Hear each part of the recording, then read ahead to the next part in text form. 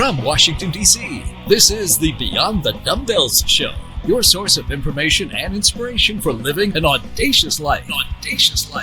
Hear interviews and social banter with special guests on Fitspiration and news from around the globe. Here are your hosts, fitness and lifestyle experts, Brian and Jenny Sweeney. All right, awesome. Welcome to another episode of Beyond the Dumbbells. I'm super excited because I've got a great friend and colleague here that's going to chat on the industry of fitness and not just the lifestyle that usually surrounds it.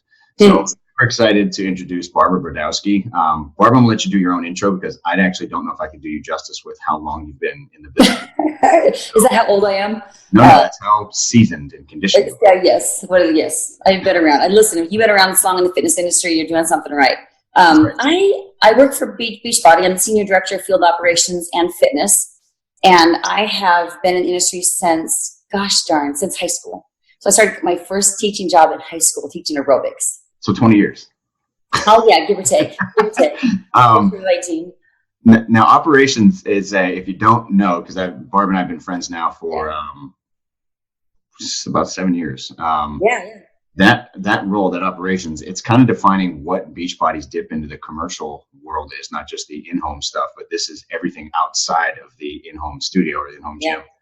So Barb's responsible for recruiting and identifying talent, making sure that the talent is all up to speed with where the industry is, and to find and develop that high end worth of value of the trainer. It takes a keen eye and it takes experience, and you have to understand where the industry is going and where it's come from. And those are the things we're going to get into today. So her title doesn't really cover what your skill set is. I mean, thanks. But I always say I just keep the trains running. That's what I just keep the fitness trains running. Spinning plates. Right. You get a bunch of plates spinning in the air. Yeah. So why I'm excited today is because you're going to bring, I keep talking about where the industry has gone and where we're going. But in my limited East Coast view, fitness is born on the West Coast. The trends always start out there. And you're going to see more in your fitness crystal ball about what's coming than we are here, I think, on the East Coast. Yeah. So I guess just to get started, we got a small little kind of dialogue that I'd like to scope out, but we're going to get into just letting this thing take a natural route. So trends in the fitness industry, where you've started. So if you can look back now, would you have ever expected that things are the way they are now? Or did you kind of see this coming? It's weird. I would almost say I saw it coming, because you and I work together so well, because we have two different perspectives on fitness. So you were always the more technical side, and I was more the let's just get people moving side. So we were always a good team, because I was like, just get them in the door, make them have fun, get them moving, and it's kind of a bait and switch. And you had more of this technical side. So when we got them in the door, we would educate them more. Right. Yep. Yeah. So what I've seen over the past several years is your model of more deep-rooted education is actually going to be the unique selling proposition for those who survive the industry. So just being able to lead a class isn't enough anymore. No, because you can get that anywhere. YouTube, Instagram, everyone's selling something right now. So what is the unique selling proposition that's going to make a difference in someone's life? It's funny you said that, because like Body Rock TV was real big. About 7-8 years ago, where it was just a fitness person on YouTube doing crushing workouts, and now everyone's kind of caught up to, hey, I can put a good workout together. Yeah. And now that's become the minimum standard. But the Body Rock TV too was the first one to use images. Do you remember some of the images they put on there would catch your attention, like this beautiful girl that's like size 2, but that was very well endowed, and it was a little more sexy. Yeah. So the screenshot caught your attention, but then once you got into that, they actually had some decent content. Yes, they did. They had decent content, but it was almost like that visual that's like, whoa, who's this? Gym porn. I don't want to say it, but yeah, it's gym porn. Yeah. That's okay. It's still G-rated. That's all right. It's good porn, yeah. So now with and you and I've had a lot of offline conversations about being able to teach a group class and being able to cue and drive energy. But now we've got clients with greater needs, and we're coming to the workouts and they're not seeing progress anymore. Where do you kind of see the gap in what what people have brought to the table till now and what they're going to have on hand to be exceptional? Well, there's so much content out there that now if you can't coach it, it doesn't matter. You have to be able to coach someone to success. And if you can't coach someone, drill down and have them do what's actually needed to be done to change their body or change their mindset, then it's all just white noise. So our role in the fitness industry now, in my estimation, is to maybe not have so many classes or so many things, but have the right things. And the right things for different people are going to be different. Like one person might need more yoga and strength or more whatever, nutrition, whatever it is. People have different needs. Yep. And so we have to have this drilled down approach, only offer 5 things versus offer 30 things. But these 5 things are so strong and so well coached and so well managed that it'll make a difference. Because right now, like I said, you can get information anywhere, but is it the right information? Is it solid information? People talk about gut health all the time now, Brian, and I'm grateful they're doing that. But now there's this different spins on what actual gut health is and how to get there. But science is science. Like, you can't argue with science. But Sure. Someone's going to try to sell you something sexy that's not going to work, but it has a sexier selling proposition. So someone's going to waste their money, and then eventually gut health will get a bad rap. I've seen it before. It's people trying to create 1 degree differences so that they can make their product stand out a little bit more. Oh yeah, a little bit more attention. But yeah. These aren't all 1 degree differences off the center. They're 1 degree differences off each other. So you can exactly right or way off to the left. And gut health, you brought that up as well, because most healthcare professionals now, and when I say healthcare professional, I'm talking fitness is the lower end of that, lowest rung on that ladder. And is that we're in the preventative field, whereas healthcare is mostly in the reactive field. So we're trying to help people not have to go to the doctor. Correct.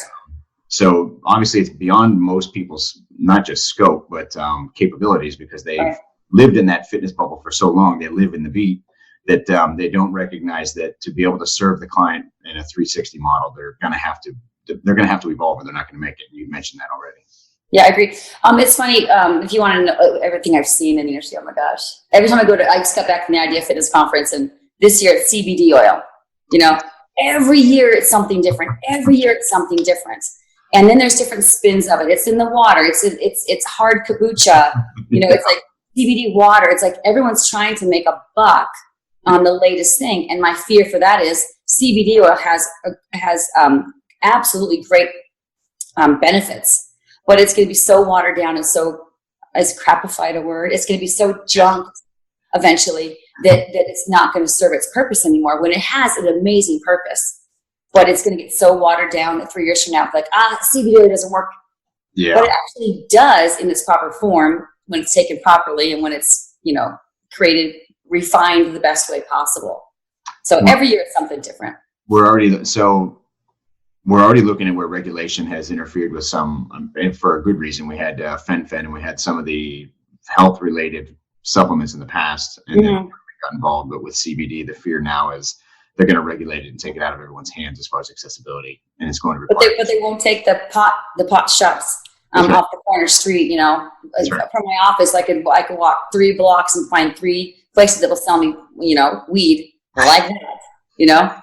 Well, it's not medicinal at that. Well, no, I guess it still is out in California. Well, they'll say it is, but anybody can buy it. Yeah, fantastic. Now, because there's been such a change in the industry, I think everyone's definition of what health and fitness is has kind of been distorted. The needle's moved a little bit, and before we used to change body image, and then we're now shifting towards, with CrossFit and HERT training and high intensity stuff, it's gotten to where no, it's got to be this type of conditioning, or it's got to be. Not too many are focusing on wellness. It just seems fitness and burn and competition. How do you define health and fitness? Well, it's interesting. My generation, and your generation too, Brian, I'm a little older than you, but the Generation Xers, we're the most adaptable generation. So we own the industry still. And Generation X owns the industry. The unfortunate part of that is, if you've not evolved over the past 30 years, it's a very sick industry. It's like they're not mentally right in the head. No. And it takes a lot, because my generation, you got to remember, when I started teaching fitness, there wasn't a whole lot of options out there, just high impact aerobics. And most of us came to the table to teach classes from a place that probably wasn't that healthy. It was because we wanted to lose weight, all these images that were being thrown at us, these brand new supermodels, this image of health had changed. It had completely changed. So over the past 30 years in the industry, if you've adapted well and you've seen the changes and you've made the proper steps to mentally get your head right, you can survive this industry. Because where it's gone is, back in the day, it was just about cardio. My generation has never seen the full spectrum of fitness, but we've adapted it into our lifestyle so we can stay relevant and hopefully make a difference. Because to me, different parts of my life, I will tell you that, well, let me back up. People of my generation who are still teaching fitness, and that is a lot of us. Yep. We came to the table with not the right mindset, so we have not done right by our consumers. And I don't want to blame our generation for the reason why we've not, moved the needle when it comes to obesity. But we've been responsible for the past 25 years. We started the fitness industry. We started it and we're still moving in it. But we haven't done the best to move the needle because of our own mindset. So now I feel like people are still who are trying to make a difference. It's no longer about what you look like visually. Though I'll tell you, Brian, we talk about this all the time. Once you have a damaged body image, that'll be the hardest thing you ever deal with your whole entire life. Yep. Because I know what the right thing to do in fitness is, but sometimes I can't take my eye off what I think I should look like. Though I know the information. So you're working with these people, and this is me included. You're working with people, I'm just being honest. Sure. You're working with people who didn't come to the table with the best mindset, and we've had to change our mindset over the years, and we can easily go back, and we can quickly go back to, but wait a second, am I going to burn enough calories if I do this? Is mobility training the best thing for me? Absolutely. But am I going to burn calories when I do it? Yeah. So I'm going to speak personally. I'm always in this struggle, this internal struggle with what I see in the mirror, which is probably what's true in the mirror, and then what I know I need to do. So when it comes to where I see the street going, I think more people are coming around like me, because you do get to a place where it does become longevity and autonomy. Like, I want to live a long life and I want to be autonomous. I don't want to have to use a cane or a walker. I don't want to have a slip and fall injury when I'm 75, but if we can get the younger people now to start thinking in those terms, that would make a difference in the industry. It's difficult because I'll say Generation X, when we grew up, it was very much body image. It's what you look like. It was the aerobic dancers. It was, everyone was lean.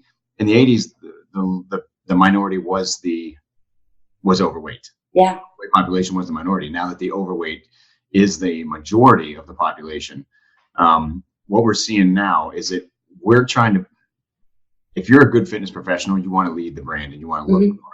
And to do that, our initial images, and it's kind of like what sets our interests just with hormones and teenagers, what we kind of identify as our perfect mates, ingrained in your teen years. Yeah. It's defined and solidified with hormones and everything else. But when we start transitioning into the fitness model, our first role models look this way, behave that way. They had the bodies that we were pursuing at the time because we weren't in the fitness, the optimal zone. So we pursued that body image. And now as we take it forward, we're trying to pursue something that was unrealistic. And then science has changed and convoluted most of the process where we were following the prescription put out by the experts, chasing the body image that was unrealistic. And then we had these roadblocks that kept being put in our path to say, well, if you want to look like, and because in our minds, we're like, if you want to look like that person you saw 20 years ago, you need to do these things. Right. It's got to be low carb. Nope. No, it's got to be low fat. Nope. It's got to be high protein, no grains. I've seen it all. Yeah. And I've done it all, as a matter of fact. I don't think we've even come full circle yet. No. Because we're still seeing shifts in what we're supposed to be doing. I think the biggest fear for me in the fitness industry, and it's not a fear, but my biggest concern in the fitness industry is with my generation, we're eventually going to transition out. I'm a scratch and claw, but until someone can backfill my role, I'm going to stay around and try to be relevant. But my fear is this younger generation, they get their content much differently than I did. I got them from conferences, and I got them from education. I got them from certifications. I got them, from being active in the industry, meeting people like you. Every person that comes into your life in fitness, something will change, and it'll change what you think or see or feel. The younger generation that's coming up, they don't have the same connections. They don't need the same connections. They don't try to get the same connections. So their connections are just going to be on their Instagram or on their YouTube or on their Facebook feeds. It's nothing that's real. It's more virtual, and they're not going to have the same experiences. So that's when the crap knowledge or the crap information is going to spread. So that's my biggest concern about the industry is, where are they going to get their information? And sometimes they like so much information, but they don't ever put it into practice. Everything was great on paper. I mean, I can put together a great cycle workout. I do it like Friday nights. I put together a great cycle playlist. I write it all down. I match the song to the speed of the music. I go to teach the class the next day. I'm like, well, that was ridiculously ridiculous. It looks great on paper, but this generation doesn't have a practical use for it. They don't put it into practice. And there's no continuity to bridge the gap between, because our generation, if everything's going right and you're talking about, being autonomous and being active and not being hurt, there's another 20 to 30 years of training that the lower generation is not going to have that emotional or physical connection with the older population. And because we are the oldest, as far as, the baby boomers are still out there, but as far as the longest running fitness generation, we're about 15, 20 years from when they go to retirement. And there'll be no continuity between generations as far as how they're transitioning that knowledge and that expertise into an aging population. What I'm hoping in the industry is going to happen is, I hope this generation, that's going to precede me, I'm hoping that their focus will be longevity and autonomy. Not counting calories, not worried about the size of their waist. That's important. But we get so hyper focused on how you look in the mirror that you get so stuck in your head that the actual facts don't matter. The actual facts don't matter. So getting a woman to lift a heavy weight now is a bit easier. Yep. It's easier. But Brian, I just want to teach P90X. I still have ladies that will put a 5-pound weight in their hand. I'm like, your water bottle is heavier than this dumbbell. Like, don't be afraid. It's still stereotype. The weights are bad. Weights are bad. Weights will bulk me up. Weights will, unless you're eating chicken and taking, and upping your testosterone level, you're not going to get very big. You're just going to get strong. And I've evolved so much in my thought on fitness and planes of motion and how to move the body properly. But we still have a generation of people who just want to do just barbell training. Yep. Just barbell training, not full spectrum training. So a big gap is the idea back in the day was that being bulky, metabolisms now are driven by how much muscle mass in your overhead. And because women in particular, they shied away from weights, not a lot of muscle mass, their metabolism slowed down as they age. And that's why they're fighting the weight as much as they get older. They're not used to, they don't have much muscle mass on their body. So that has changed. And we have a generation of women now that are not afraid of weights and dumbbells and barbells. That's the best, because you want a long runway to the finish line, Like, you don't want to start lifting heavy weights in your 50s. Like, you're shutting down your run. Like, you want to have a long runway to finish strong, It's hard to catch up. It'd be hard to add muscle in your 60s that you're going to need to survive and thrive in your 70s. We don't teach that. So that's the goal. The hormones aren't there. Unless you're supplementing or you're doing hormone therapy, it won't be there to develop it. Right. What you're doing. No one's teaching that. No. I shouldn't say no one. People teach that, but it's not sexy enough yet for people to listen. That's the problem. That voice is very quiet. Mm-hmm. I agree. All right. So you've seen the trends. You understand how the nutrition's gone back and forth. Yeah. What are some of the biggest struggles? Because you're a professional, and I think some of the most messed up people that I've met, myself included, especially with our perceived health, are trainers. We're pretty banged up people mentally and physically. We've pushed ourselves to the limit. We've tried everything out there. We've done, every diet along the way. Still trying to figure out what's optimal for us. But what do you feel over all this time that you've been watching fitness evolve? What's been your biggest struggle? My personal biggest struggle? Yeah. Good with your own fitness. So I'll never forget the day I was a junior in high school, between my sophomore and my junior year. So I just became a junior in high school, and a guy named so I was always very thin, and a guy named Raphael Edwards, I'll never forget his name. You said, hey, Spooner, that's my maiden name. Hey, Spooner, it's about time you put some meat on your bones. I had just probably got a little curvy. I was never overweight. But that one thing that one person said to me, that one thing set the trajectory of my entire life. So think about this one. And this kid probably just thought, oh, the girl finally got a booty, you know? And I took it as absolutely the worst thing someone could say to me. So from that point on, my fitness journey was always about how to stay skinny. And Brian, I never considered health, to be honest with you. I never considered health until probably my mid-30s. I never considered working out about being healthy. I considered it about just trying to be skinny, you know? And by the way, never matching up to my own idea of what that perfect body should be. Always in aspiration of something I couldn't be. Everyone has a body type, you know? You're either going to have boobs or a butt or a small waist. If you had all three perfect, you're going to be on television, you know? So the visuals that were given as women, men too, but more women, we're more susceptible to it, I think. The visuals we're getting as women of this perfect body, and now with photoshopping, good Lord have mercy on these younger kids. You know, it plays so hard with your brain. So the idea of health and fitness to me was always about a size. It was never about how I was going to feel on the inside. I've met the right people, you included. I've met the right people that have taught me, like, that's not, what did I eat one time? I was eating something, and you're like, that's not good for you. I'm like, oh my God, you're right. It's not. I think it was like at Summit and I was eating some junk. I'm like, oh my God.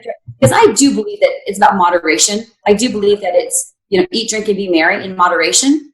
Yep. But I never considered that eating that candy, to me, it was about calories a day. I banked in those, I think it was gummy bears, it was like candy. I banked in that candy into my day, you know? And you were like, it's not good for you. What are you doing? I knew it wasn't good for me. And you were explaining like the spike in my sugar level. I'm getting migraines, and I'm like, oh my God, my migraines could be diet related. What? Suffered migraines my entire life. You know? So my version of health and fitness, oh my gosh, has evolved so much because of the people I've met, and because I'm open to learning, you know? And I think in the fitness, we can't be afraid, like you can't be afraid to give some information to people. I don't necessarily, you can't be dogmatic. Like if you're a vegan, I don't like people who are vegans throwing that at me all the time. I appreciate that you're a vegan, but you don't, it's like a religion to them. We can't make it a religion, but we do need to, you know, drop little, I think that the most successful trainers like you drop information into people's lives that make a difference. And that's what we all should be doing, is sprinkling information in people's lives, kind of like a bait and switch, you know, sprinkle information. So we want more information. So, health and fitness for me now is hella different than it was even, you know, 10 years ago. Now because you had mentioned that we've all got those people, and I mentioned it early on in the podcast, that there's that moment where you're like, I ignored what my body image might have looked like up until that moment. And all of a sudden it's like, wait a minute, I've been ignoring this whole thing. Have I been wrong? Have I not looked right? Am I not appealing? And like you had said, it hasn't had anything to do with health and fitness. It was attraction.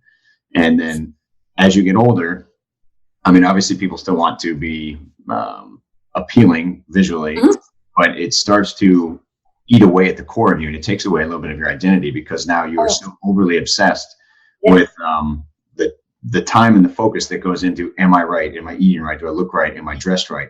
And we're seeing that now. It's a paradox that we've got people that are fit, because you're a fit person, that are having the same types of mental battles as someone that's overweight and has never been fit. But if you look at the amount of time that's been spent tugging, pulling, looking, weighing, you know, looking at your food, obsessing about your diet, it's almost the same, that we've got these two people that neither of them are happy with their body image and their body type. And we don't have anyone. It's almost something like you don't talk about. That you have learned. We don't talk about body image trainers.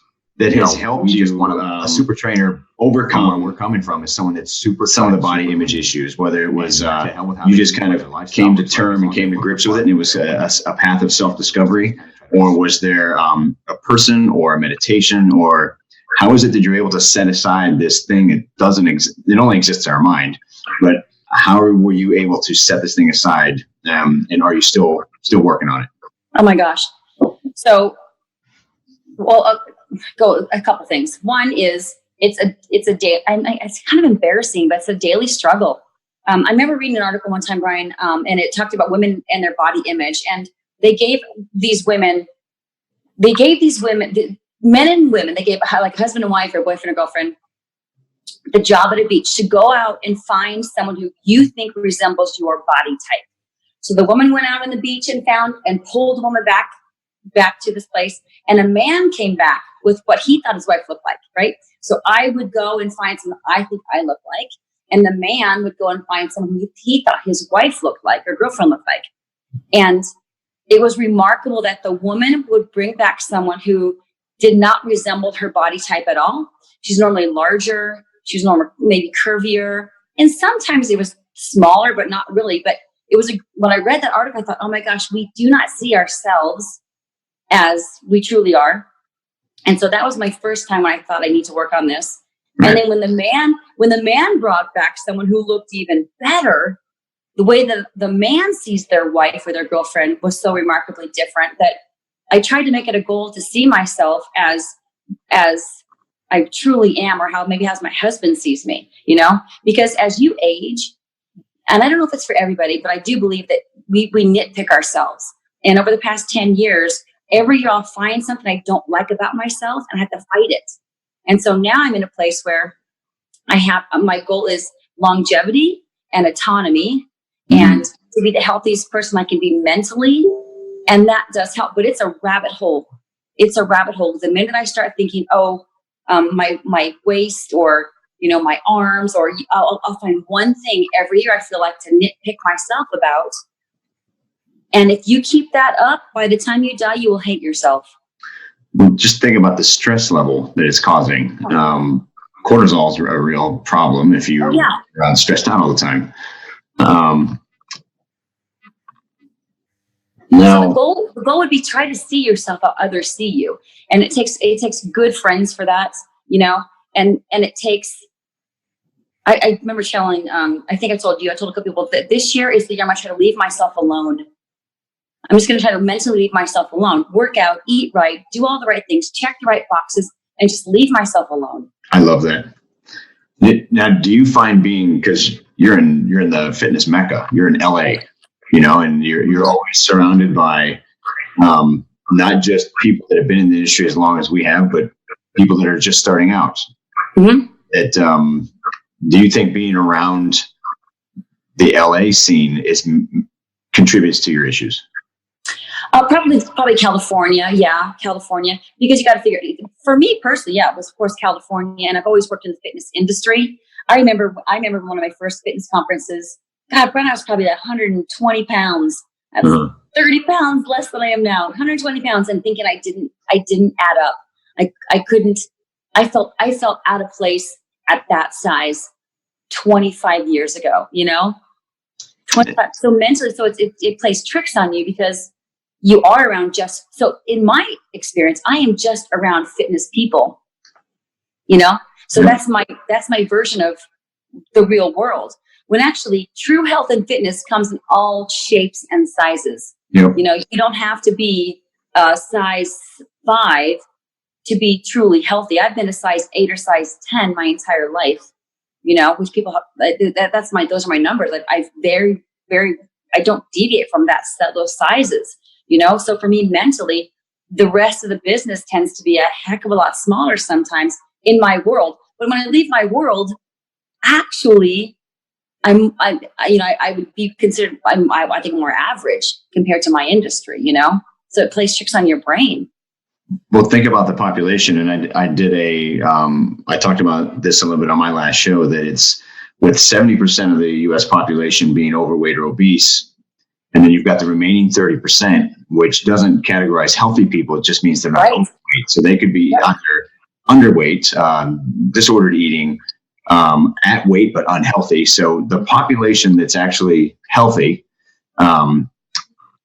proportionately in the right place as far as health, not necessarily magazine covers or, false images, but the number of people that are in that line, and you're one of them, you're in the smallest of the smallest percentile, and we still struggle. Because in my industry, in my estimation, in my brain, I'm on the larger size, you know, I'm on the larger. Nice. And that's how I grew up in this industry, you know? So when I leave this area and I go out to like the real world, you know, I can have a different mindset, but I would just, it's crazy. And California is crazy. And now with Instagram and photoshopping and face tuning and the Kardashians, I can go on and on and on and on and on right. about how we are bombarded. You know, the shape of a woman's face is changing because of influencers who are having people shoot up their faces with fillers and lips. It's like the natural aging process for a face is different now than it used to be. Faces don't look the same, you know, because they're so shot with fillers and lips, and it's crazy what people do for an image they see on a phone. It's on not real. It's a on Instagram. Yep. It's not even real, and they'll bring it to their doctor and say, "I want to look like this." And there's people, and doctors will do it. Ugh. Yeah, it's crazy. There's a cool exercise, and I was talking about this with Jenny. If you look back and you think about, because our disorders live in the present. Mm-hmm. It's very difficult that we don't look back and we don't think 2 years ago how stressed out we are about our image. Right. When we're not thinking about 2 years from now how stressed out I'm going to be about my image. It's only in this exact moment. But if you have memories, and usually vacations, because typically most people, I think, freak out right before vacation. You know, bathing suit, am I going to look right? But when you reflect back on your good times, it's not often that you reflect and be like, oh yeah, I was really shredded on that vacation. It's everything else around the experience, who you were with, the times you had, the last, and that never comes up. So the insecurities that we carry only exist in the present. Mm-hmm. And the proof of that is you can look back on some time that you spent with friends, family, vacations, whatever it was, and you can't even recall how you were feeling at the moment, even though it was likely that it dominated your mind at the time. Right. So if you could put yourself in that present state and be like, mm-hmm. I need to make the most out of this because it's with people and friends, and I'm doing something I love with people I love, then nobody actually is carrying the judgment that we carry ourselves. Oh yeah. We're so hard on ourselves. I remember reading I read a lot, and a devotional I was reading. This was years ago, Brian. So it's so important that we always feed our brain for the future, like feed your brain for the future. So I read a devotional, honest to God, it must have been more than 20 years ago. And it talked about the essence of a person. And when you age, what's important to you in your 20s is going to be gone. So how you look, you know, your aesthetics is going to be gone. When you're 75, it's going to be gone. And who are you at your core? Yep. Like who are you? The essence, like you're just going to be a shell. You'll just be a shell, but it's your insides that matter. And I read that, and that's one thing that I do. That is always, I've tried to make that my true north. Always make that my true north, because the aesthetics is going to be gone. What I've wasted so much of my time, energy, love, and spirit on is going to be gone. Yep. But what am I going to be when I'm in my 70s? I want to be a really good person that contributes. I want to be, I still want to be young at heart and young at spirit. And I want to be able to have fun with my grandkids. You know, I want to have a long life for my kids. And I don't want to care that I'm no longer a size 8. Yep. Because the natural aging progression is going to put some meat on your bones, especially because if you get sick, you want to be able to have something to fight it with. So if I could drop all of the stuff I've learned, good, bad, and ugly, into some 20-year-old trainer's head, you know, because the institutional knowledge we get from the years in the industry, it's unfortunate it takes so long to get to this place. If I had this mindset in my 30s, I would have had a much, I wouldn't say happier life. I would say that I wouldn't have agonized over the stupid little things, you know, the stupid little things I'd agonize over, the clothes I wouldn't wear, things I wouldn't do, the mindset, and just enjoying my body more. Because if you can't enjoy the body, and with my body all the time, it's like, it's the one thing it's my constant. And for me to battle mentally with my body all the time, that's just, a part of it's embarrassing to me to admit this, but if you struggle, if you're always fighting with yourself internally, you're missing so much of this external, love and vibe that's going on around you, because you're internally thinking, oh, is my waist look bad in these pants? Is my neck getting too old to wear this shirt? You agonize about that, so you don't get to focus on what's actually happening around you. You're missing life. You lose out on it. And I can't think of a worse place than to have to go through self-discovery in your 60s. Yeah. Like you said, when all the physical stuff is worn off, you're going to have left the sum of your lifestyle, whatever lifestyle you've carried the majority of your life, what you have to deal with, your lifestyle and your genetics, the sum of that is what you're going to have in your 60s. I can say without a shadow of doubt, Brian, if there is a woman out there, man too, but I speak to women mostly, if you are getting your identity through a picture you put on Instagram, I will tell you in 20 years, it's going to be a long haul to get your brain back in order. So get it in order now. Wow. That's worth its weight in gold. If there was one thing I was hoping you would say that would kind of summarize what all the experience and everything you've done, that's probably the most powerful thing you said so far. Because I see it, I feel it. It's the struggle is the struggle is real, and you have to battle your brain, and you have to push down that internal voice constantly. I was teaching my cycle class the other week, and there was a song that came on, You Say. It's this beautiful song called You Say. And I remember telling my class, I would hope someday that I could see myself as God sees me and how my husband sees me. If I could see myself through those two eyes, and that has to be my focus. My husband thinks I'm beautiful regardless, and God thinks I'm beautiful all the time. And if I can focus on seeing myself as with that, lens versus the reflection in the mirror, I would have a much more fulfilled life. It's a struggle, and that's so I focus on things like that. Just imagine the peace. Oh, that peace. And imagine if I would have gotten therapy 20 years ago. So I will give a pitch for therapy as well. I would have gotten therapy 20 years ago as well. Talk myself off those crazy ledges. Yeah. I wouldn't have the same struggle I have now. Barb, that is awesome. So do you have any other I don't know how you can top that, but is there anything else, I guess, let's say for someone that's looking to actually get into fitness, or they want to be able to contribute to somebody else's well-being instead of their own. What type of emotional tactics do you think can help support a relationship with somebody? Let's say, because I think girls are rough on girls, as far as, they don't necessarily say don't mimic or don't follow me. But they almost imply it with their behaviors and their Instagram, that they're pretty much creating that hole. Yeah. So let's just, what type of friendships do you have that you surround yourself with, and why are they great with relation to body image and health and fitness? The people that accept you the most, is it something that you guys just don't talk about, or is it you guys share struggles with? I think the closest people to me are people I share my struggles with. They've all not been healthy relationships in the beginning.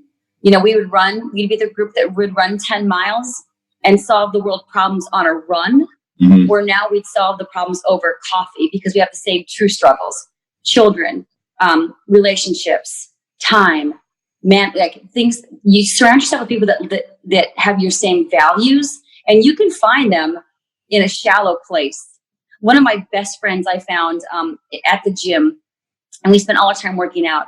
And now she's one of my dearest friends and confidants, and someone who understands me and my raising my children and my marriage. So you can find those relationships, and she would be the one who would absolutely be honest and talk me off any ledge mentally.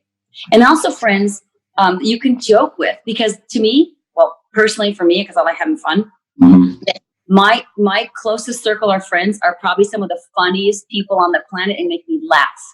And you can't take yourself too seriously. If you were just surrounded by, people who were always taking selfies and in the mirror, and it would be a very shallow existence. But when you find rich friendships with people that make you laugh, just laugh out loud and laugh at things and laugh at stupid things, laugh at menopause. So right now, the joke in my life, honest to God, Brian, is menopause. It is the wildest roller coaster. And when you find people who have not yet gone through it, and those who have gone through it, it is funny stuff. You got to find the humor in it. So when you find friends who find the humor in real life dirt, like the real life struggles, not the stupid things, but like the real life stuff, like, listen, I can no longer wear this top because I'm sweating through it in a meeting, and find this humor in it. Find the humor in it. That's the only way to survive and to thrive. And I would tell any young trainer who wants to get in the industry, and not just fitness instructors, because I do qualify. Listen, I am a fitness instructor first, a Group X instructor. I am a gateway drug. I'm a gateway drug, Brian, to someone like you. That's how I see myself, is I'm a wide funnel, and I bring people in that fitness room and I get them moving and I want them to have fun. And the goal is to get to them someone like you who can actually be what they need for a longer life. I get them in the door, you keep them, right? That's My awesome. goal for these young trainers would be find a way to get to your level if they want to find true longevity in the industry. Get to your level and then have a holistic approach, because it's not like your gym. You have CrossFit and you have like boot camp wellness. Yep. And now you're becoming more wellness, because wellness is actually where the future is. It's in wellness. It's not just in, taking my P90X class will get you in the door, hopefully. And I hope I will sprinkle enough knowledge to the participants to know that they need more than me. They need more than 1 hour of me. They need, 23 hours of you in their head. I think that's awesome. You got to find your lane. That's what you were talking about. It's the bait and switch. So you get them in the door, and then you start having the more serious conversation about how to really improve their lives. Yeah. I get them listen, for 1 hour with a microphone with some music playing, I start to shake my boot and I start clapping, it drives you crazy, I know.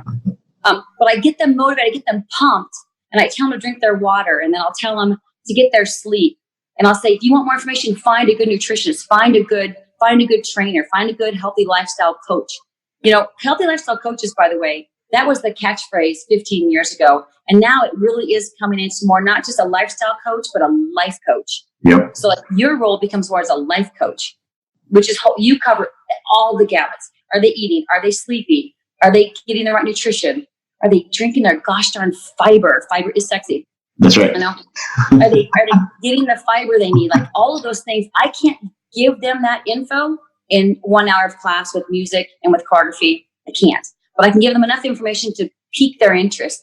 So if you're coming into this industry, if you can't be you, then be me and pique people's interest to be better and find a you, right? That's awesome. Barb, I can't thank you enough for sharing your experience and your words and your passion. It's always a privilege when we get to share some time together. Anytime. And thank you for what you do, and thank you for being a leader in the industry. Oh, thanks, Brian.